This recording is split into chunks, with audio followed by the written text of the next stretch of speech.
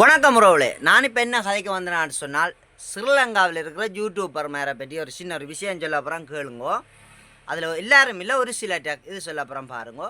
இப்போ அவைகளுக்கு கண்டண்டு தேவைன்னு சொன்னால் ஒரு தினை நல்லா தாக்கி கதைப்பினோம். ஏன் இதை சொல்கிறேன்னு சொன்னால், இந்தியாவில் போய் இப்போ இப்போ செலக்ட் ஆன 3 பாடகர் இருக்கணும் தானே, ஸ்ரீலங்காவை இதை சேர்ந்தாக்கள் ஸ்ரீலங்கான்னு தான் சொல்லலாம். அப்போ என்ன காரணம்னு சொன்னால், அவங்கள அழுகுறாங்களாம். அவங்களோட அனுதாபத்தை வச்சு தமிழ் முன்னேறுதான். அப்படியெல்லாம் இல்லை. என்ன காரணம்னு சொன்னால், ஒரு ஒரு விஷயம் கிடைக்கணுமென்று ஒருத்தன் ஏங்கி கொண்டு இருப்பான், சரிதானே? ஏங்கி கொண்டு இருக்கக்குள்ள அந்த விஷயம் வந்து அவனுக்கு கிடைக்குது. கிடைக்கக்குள்ள கண்ணீர் வரும்.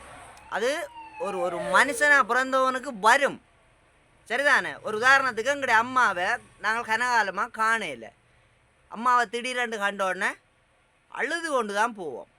அதுக்காக பாசத்திலான அந்த அந்த அந்த எங்களோட ஒரு பாச வெளி உணர்வு தான் அது. அதை விட்டுட்டு எந்த வீடியோ தட்டினாலும் நக்கல் நையாண்டி. பிறகு அதே அதே நபர் அங்கே பாடி ஒரு ப்ரைஸ் அடித்தோண்டு இங்கே வந்துட்டாருன்னு சொன்னால் அப்புறம் அவனை பேட்டி எடுக்கிறோக்கு அவைகளை பேட்டி எடுக்கிறோக்கு லைனில் நிற்பியாள், சரிதானே? பிறகு என்னத்துக்கப்பா போட்டு போட்டு தாக்குறீங்களோ வருதானே? உங்களுக்கு கண்டென்ட் தேவையா? சுயமாக உங்களோட மண்டை இருக்குதானே, மண்டை சரக்கு, அதுக்கு இருக்கிறத வச்சு சுயமாக சொந்தமாக ஏதாச்சும் விடுங்கோ, சரிதானே? நல்ல நல்ல இடங்கள் இருக்குது, அழகான இடம் இருக்குது, போய் அங்கெல்லாம் விடுங்கோ. இப்போ எனக்கும் எப்படின்னு சொன்னால், எனக்கு வந்து வேலை, என் குடும்ப சுமைகளை என் தோளில் ஏற்றி இருக்கிறபடியாக வேலை. யூடியூப்பை வந்து நான் 100% நான் யூடியூப்பில் ஈடுபடையலை. நான் 100% ஈடுபடுவனாக இருந்தால் தற்றமான வீடியோக்கள் போட்டு கொண்டிருப்பேன், பார்வையாளரை நான் கவர்ந்துருப்பேன். நான் 100% நான் ஈடுபடையலை. என்ன காரணம்னு சொன்னால், எந்த பொருளாதாரம் அடிபட்டுரும். நான் இந்த யூடியூப்புக்குள்ளே பக்கண்டு இறங்கி பெரிய அளவில் நான் ஒரு இன்வெஸ்ட் பண்ணி அங்கே போய் இங்கே போய் வீடியோலாம் எடுக்க போனேன்னு சொன்னால் இந்த பொருளாதாரம் அடிபடும். அதால் நான் நாளாக என் வேலையை பார்த்து தான் நான் வேறு வேலை இதுகளை செய்து கொள்ளலாம். வார சின்ன சின்ன வீடியோக்களை நான் போட்டுருக்கேன். இந்த யூடியூப் சேனல் பார்த்தா அவங்களுக்கு தெரியும். நான் இதுக்கண்டு மினைக்கட்டு போய் எடுக்கிறேன். அதாவது நான் என்ன சொல்ல வரேன்னு சொன்னால், தயவு செய்து அடுத்தவன் அழுகிறான், அவன் அழாமல் போகிறான், தமிழ் டிஆர்பி எகிரோக்காண்டி இது செய்கிறான் அது செய்கிறான்ற உங்களுக்கு எல்லாம் தேவையில்லாத கதை. அவன் வேலையை பார்க்கட்டும். நீங்கள் மூடிக்கொண்டு உங்களோட ஓன் கண்டென்ட், உங்களுக்கு இருக்கிற சொந்த கண்டென்ட்டை எடுத்து நீங்கள் போட்டு முன்னேறுக்கும். அதை விட்டுட்டு அவன் இப்படி இருக்கான் இவன் இப்படி இருக்கிறான், உங்களுக்கு தெரிஞ்சதை மட்டும் ஒழுங்காக கதைச்சியலண்டாலே உங்களோட எல்லாம் நல்ல நீட்டாக அவங்களோட வீடியோக்களோடு ஓடும். எல்லாரும் இங்கே வந்து எல்லாரும் உண்மையான ஆக்கள் இல்லை. எல்லாம் பிளானிங்கோட எல்லாத்துக்கும் தேவைக்கேற்ற மாதிரி தான் செயல்படுறான். அவ்வளோத்தையும் ஞாபகம் வச்சோண்டு உங்களோட வேலையை பாருங்க. இந்த நான் தட்டுறேன் போன தட்ட கலாய்க்கிறியால் கடுப்பேத்துறியால் புறவை பார்த்தால் பேர்டன் வந்து இதுக்கு வரணும். பேர்டன் வந்து தான் வாயாலாம் சொல்லியிருக்கிற அம்மா எஃப்னா ஓகேயா? இஞ்சி யாராச்சும் அதுக்கு ப்ரூஃப் எடுத்துட்டியலோ? ஆராய்ச்சும் அவற்றை அம்மா பூர்வீகம் எஃப்னா தான், யாழ்ப்பாணம் தான். ஆதாரம் எடுத்துட்டியலா?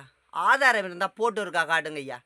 அந்த அம்மா வந்து எஃப்னாவில் இன்ன இடத்துல பிறந்தவா, இப்படித்தான் இருந்தவா, இங்கே இருந்து இந்தியா இப்படி தான் போனவா, அவருக்கு எடுத்து போடுங்க. ஒன்று இருக்கா? அதெல்லாம் தோண்டி எடுத்து போட மாட்டியல். சும்மா அடுத்த அடே அவனுக்கு இருக்கிற ஒரு சின்ன விஷயம் வந்து பெருசாக அவனுக்கு கிடைக்கக்குள்ள அவனுக்கு கண்ணீர் வரும்.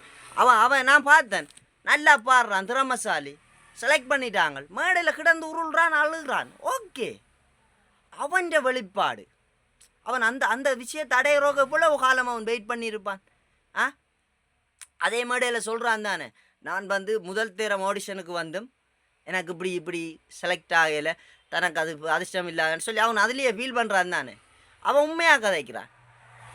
அடுத்த வந்து இப்போ சுவிஸ்ன்னு சொல்லி ஒரு அண்ணா வந்தார், ஈழத்து பாடகர், அவற்ற பேரன்.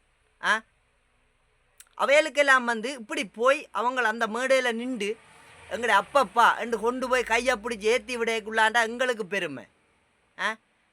இவ்வளோ காலத்துக்கும் ஒரு பாட்டு 2 பாட்டை பாடி போட்டு அதுகள் எவ்வளோ வலியோடு இருந்திருக்கணும்.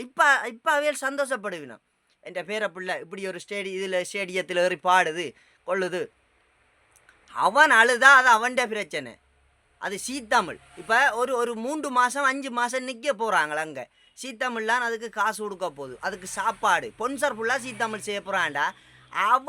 அவனுக்குரிய கண்டென்ட்டை எடுத்து தானேடாப்பா போடுவான்.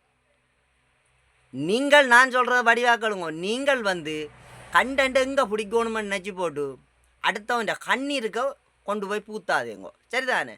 அடுத்தவன் கண்ணீரை எடுத்து நீங்கள் காசுக்கு விற்காதேங்கோ. நீங்கள் அவர் உங்களோட விஷயத்தை வடிவாக பாருங்க. நானும் நிறைய ஃபோனில் நிறைய விஷயங்கள் பார்த்து கடுப்புலாம் கயக்கிறேன், சரிதானே? ஓகே, நான் எதுவும் கதைச்சிருந்தது பிள்ளையன்னு சொன்னால் மன்னிச்சிருங்கொண்டெல்லாம் கேட்க மாட்டேன். ஏன்னு சொன்னால் இந்த மனசுக்கு தெரியும் நான் கதைக்கிறேன், சரி, அதால் நான் மன்னிப்பும் கேட்க